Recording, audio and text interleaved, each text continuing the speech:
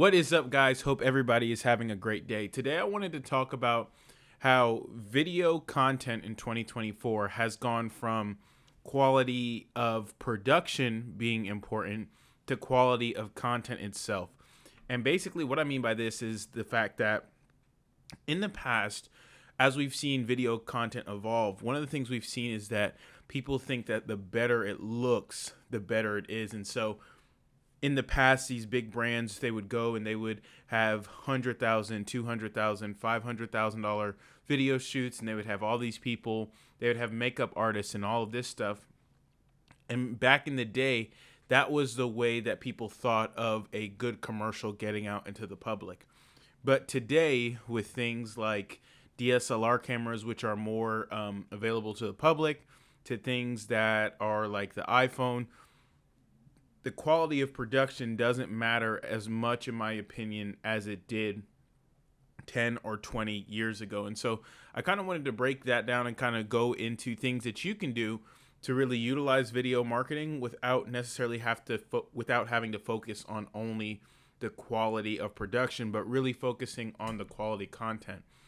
And so I think things that make video content important today and things that really make you stand out are content that's relatable, content that people can engage with, and that content that people can consume relatively quickly. Like, we live in a fast-paced world.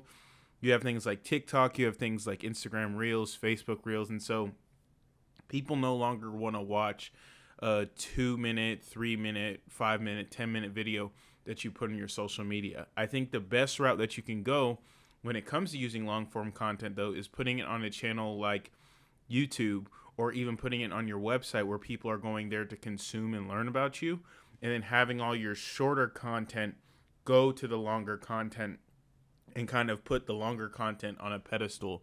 So that's one example of how you can really utilize shorter form content and really what's defined as quality content. Because I'm here to tell you, I've shot videos on my iPhone that have gotten me more leads and more views than when I have my production set up in my office.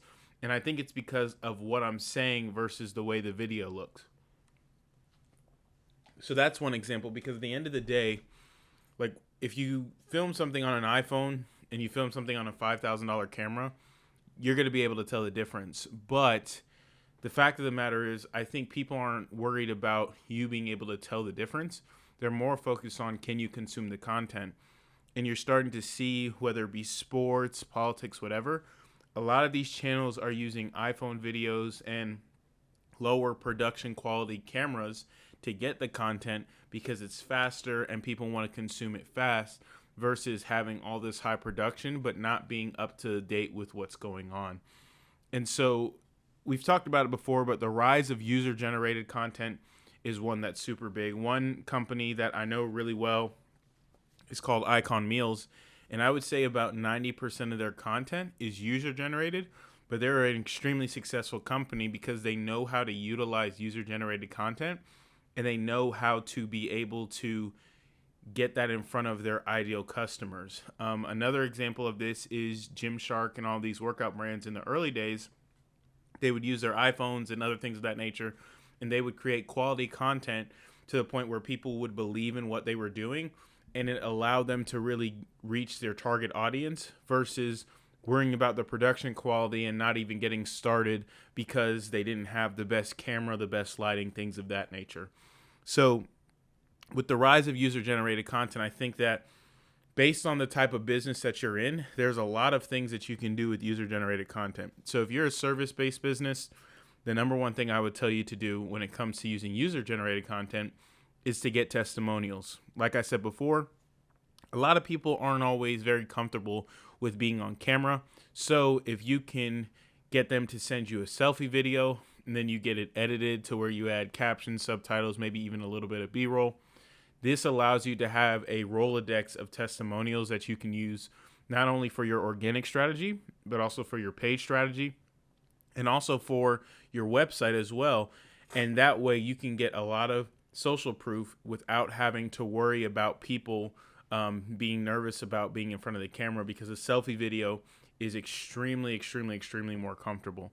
On top of that, I think people stop and watch selfie videos whenever it's an ad versus something of high production.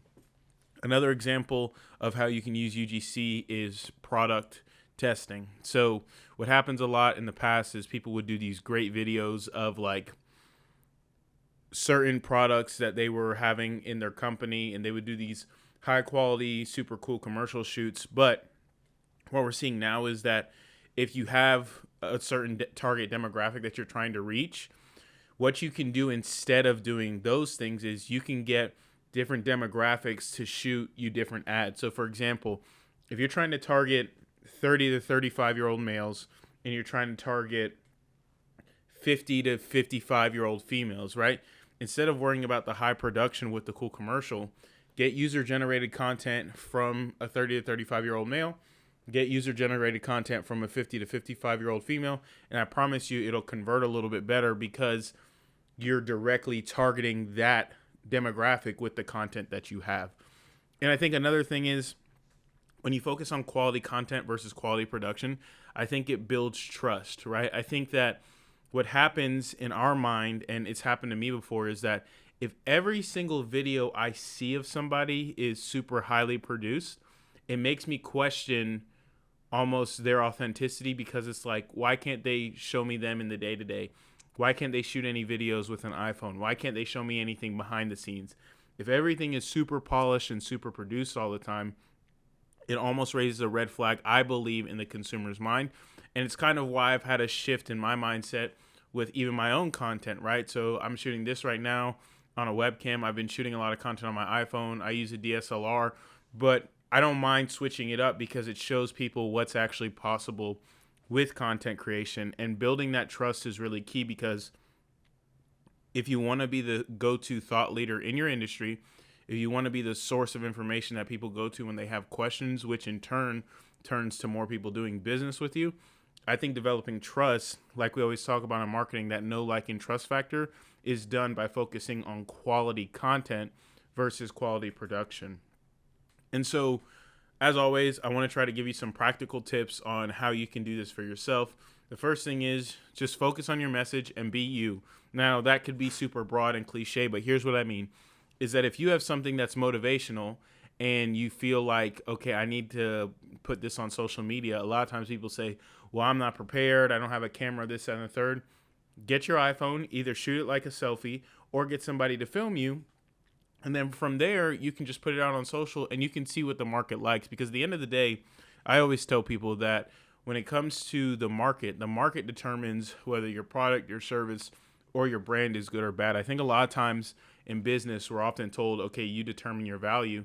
But the fact of the matter is, if you think your value is here and nobody thinks it's here and everybody thinks it's here, well, the market's spoken. And so that's the first thing, is like focus on your message, be you, and really stand out and turn to the go-to leader and source of information in your industry. Another thing is like leverage the simple things, right? So when we talk about quality content, do little things. Like if you're going to shoot with an iPhone video, try to stand outside, get natural lighting. As far as getting a lot of content, if you're going to try to utilize user-generated content, think of how many people that you can utilize and how many different demographics you can target, right? Because at the end of the day, like I said before, quality content is all about what's being said and how it's being said. It's not always about the way it looks. And last thing, engage with your audience, right? I think a lot of times when it comes to these high production videos, people want to talk about their brand. They want to talk about what they're going to accomplish, and they're going to talk about what they're looking to do in the future. But I think the best content is content that puts the ideal customer and ideal consumer in mind versus you just trying to display information. And so those are my thoughts on quality content versus quality production and how the world is going from quality production to quality content. I think that in 2024, the more that you can try different things like filming from a webcam or filming from your iPhone and then mixing it up with a professional shot, I think that people will be able to see you in a different light, and it'll allow you to build trust and become the go-to thought leader in your industry. So try this out. Let me know what your thoughts are. And always make sure that you make your message known where people are paying attention. Have a great day, and God bless.